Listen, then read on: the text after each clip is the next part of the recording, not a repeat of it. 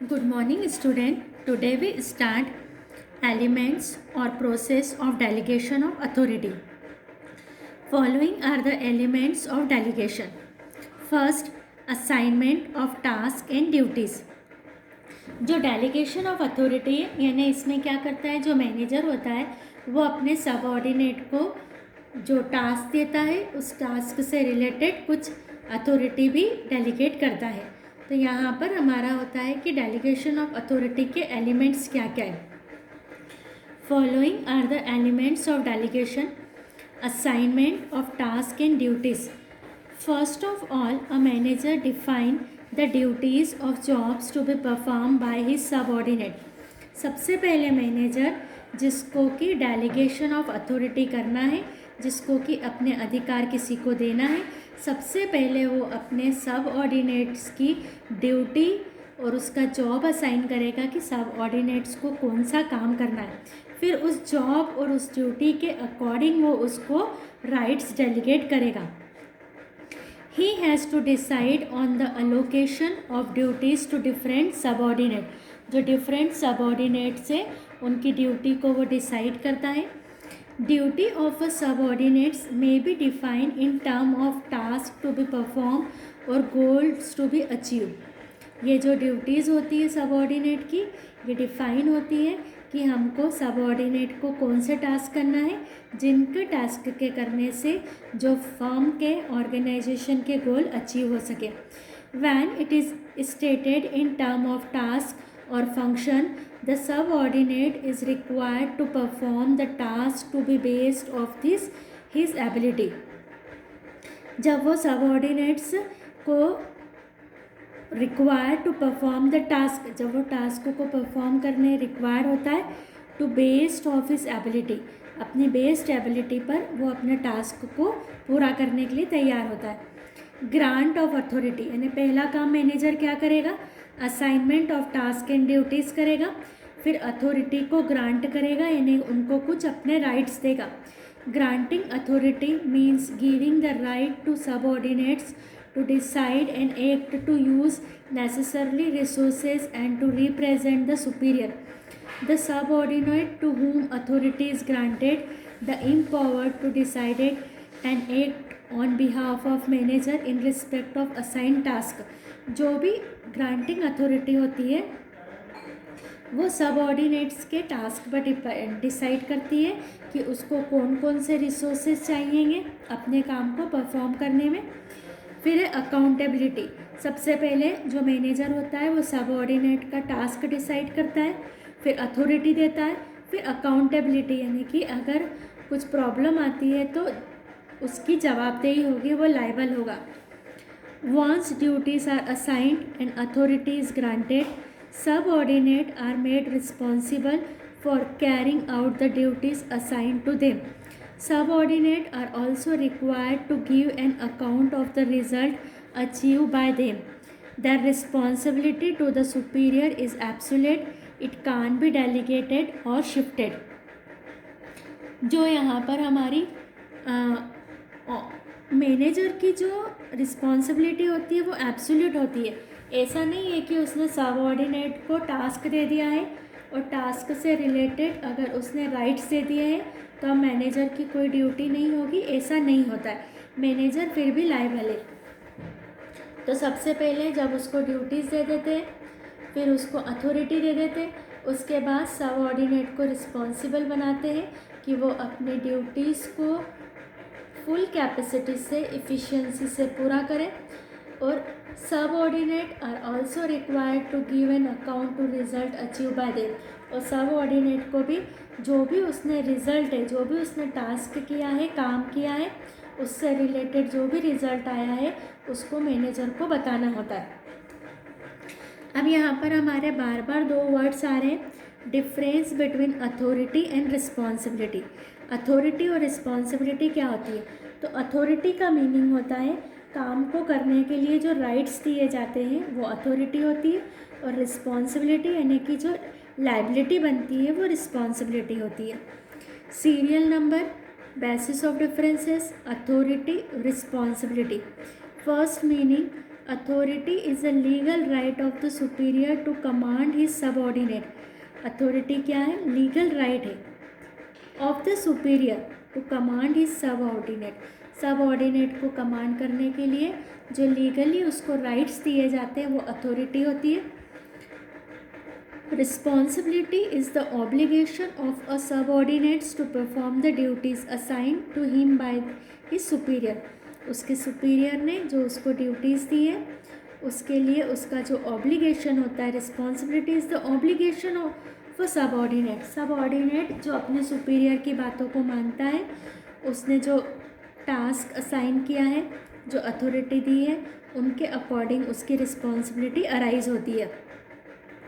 Origin it arises either from a formal contract और from legal provision. ये जो arise होती है वो लीगल कॉन्ट्रैक्ट से होती है या लीगल प्रोविज़न से होती है. It arise from a superior subordinate relation. जो रिस्पॉन्सिबिलिटी अराइज होती है वो हमारी सुपीरियर और सबऑर्डिनेट के रिलेशन से डिसाइड होती है. Continuity it usually has no longer life. Usually इनकी कोई लॉन्गर लाइफ नहीं होती अथॉरिटी की. Responsibility generally comes to an end after the assign duties is perform. सारी जो ड्यूटी परफॉर्म होती है उसके अकॉर्डिंग रिस्पॉन्सिबिलिटी आती है. Delegation authority can be delegated by a superior to his subordinate. Authority को एक सुपीरियर सबऑर्डिनेट को डेलीगेट कर सकता है. अपने राइट्स हम किसी को दे सकते हैं. Responsibility is absolute and can never be delegate. Responsibility absolute होती है, हम उनको कभी भी डेलीगेट नहीं कर सकते, हम उनको कभी दूसरों को नहीं दे सकते. अब हमारा टॉपिक आता है यहाँ पर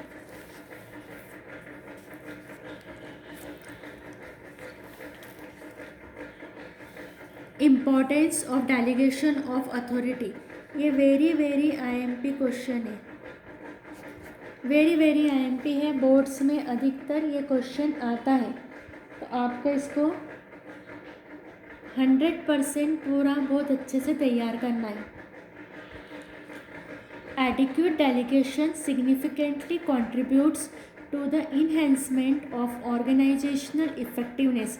जो सही तरीके से जब हम डेलीगेशन करते हैं तो वो क्या करता है, हमारे ऑर्गेनाइजेशन की इफ़ेक्टिवनेस को इन्हेंसमेंट करता है, उसको और बढ़ा देता है.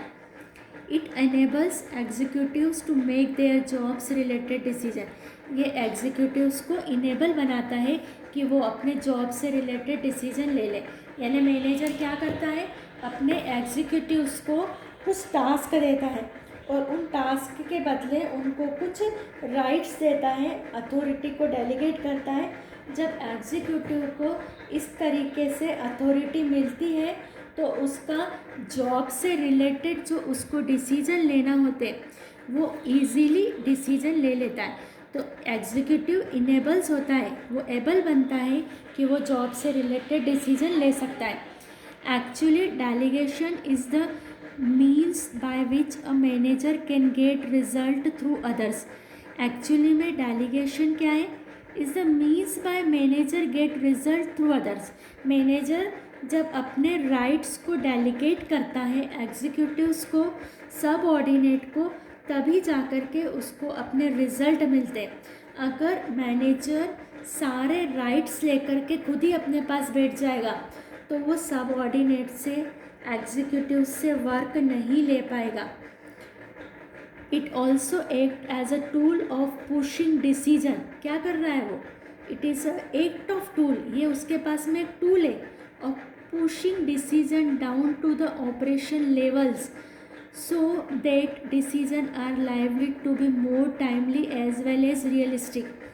जब एग्जीक्यूटिव से जो सबऑर्डिनेट है, जब वो अपने वर्क से रिलेटेड डिसीजन लेते हैं, क्योंकि जो प्रैक्टिकली वर्क कर रहा है वो जब डिसीजन लेता है तो उसके डिसीजन टाइमली भी होते हैं और रियलिस्टिक भी होते हैं, क्योंकि मैनेजर तो ऑफिस में बैठ कर के वर्क कर रहा है. अब जो एग्जीक्यूटिव है, जो फैक्ट्री पे वर्क कर रहा है या जो मार्केटिंग की फील्ड में जा कर के काम कर रहा है, तो उनसे रिलेटेड डिसीजन अगर वही एग्जीक्यूटिव या सबऑर्डिनेट जब लेते हैं तो वो डिसीजन बेटर होते हैं। अगर मैनेजर अपने डिसीजन उन पर एक तरीके से डाल देगा तो वो डिसीजन इतने अच्छे नहीं होंगे। तो मैनेजर जो डेलीगेशन ऑफ अथॉरिटी करता है उससे उसको इफ़ेक्टिव रिजल्ट सामने आते हैं। The importance and advantages of delegation can be explained in the following manner. First, relief to top executives. ये हमको समझ में आता है कि जब मैनेजर अपने कुछ राइट्स को डेलीगेट कर देगा तो उसको थोड़ा रिलीफ हो जाएगा कि उसने अपने काम, टास्क और ड्यूटीज़ किसी और को दे दिए।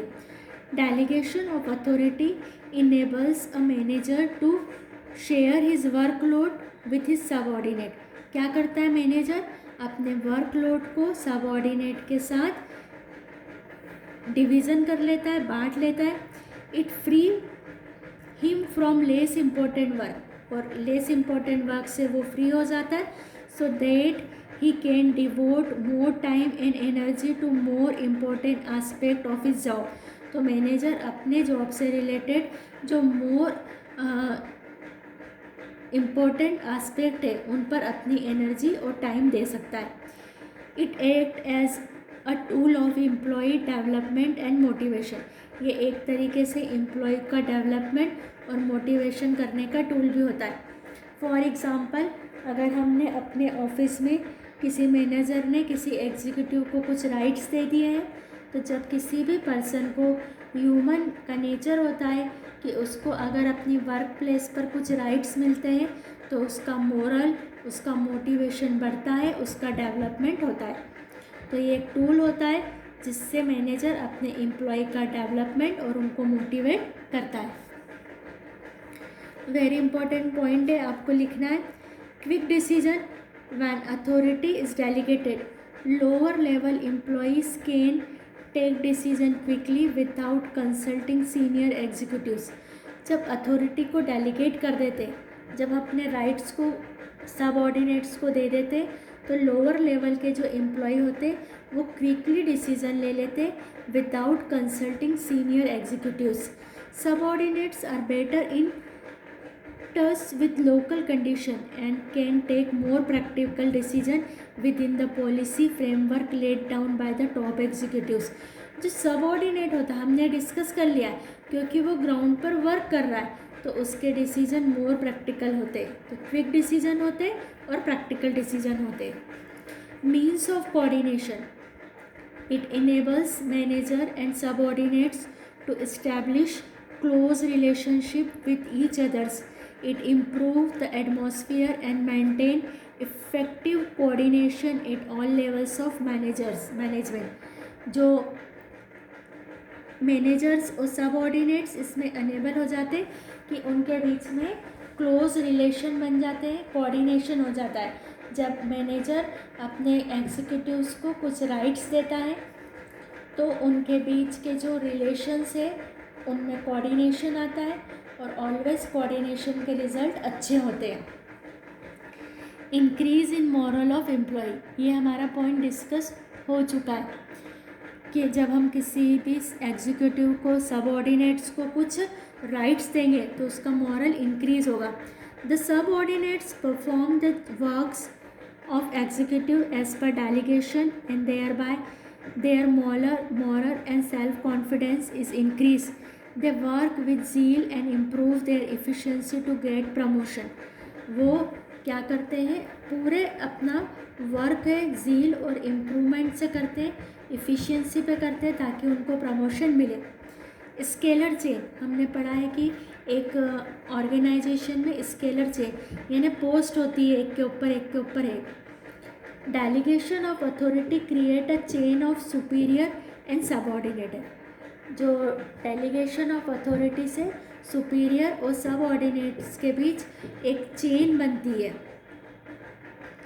It provide meaning and content to managerial jobs.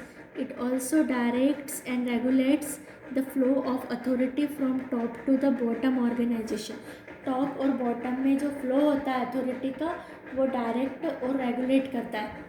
बस ये 5 पॉइंट आपको टिक करना है। ये भी बता देती हूँ मैं आपको, growth and diversification, it's facilitates expansion and growth of the organisation as the quality of managerial talent improve, the organization can face the future challenges better. It can grow and expand to the bigger size. It can also undertake new types of business executives. जो हमारा delegation of authority है वो क्या facilitate करता है, expansion and growth of the organisation. जिस organisation में delegation of authority यानी अधिकारों को सबऑर्डिनेट्स को दिया जाता है, वहाँ पर एक्सपांशन और ग्रोथ इजीली होता है। As the quality of managerial talent improve, managerial quality improve होती है क्योंकि वो लेस इम्पॉर्टेंट वर्क पे से उसका ध्यान हट जाता है, तो वो इम्पॉर्टेंट डिसीजन पर ध्यान देता है और इससे हमारे ऑर्गेनाइजेशन की ग्रोथ होती है। मैंने आपको बता दिया, ये वेरी वेरी इम्पॉर्टेंट है आप लोगों के लिए, बोर्ड्स के लिए।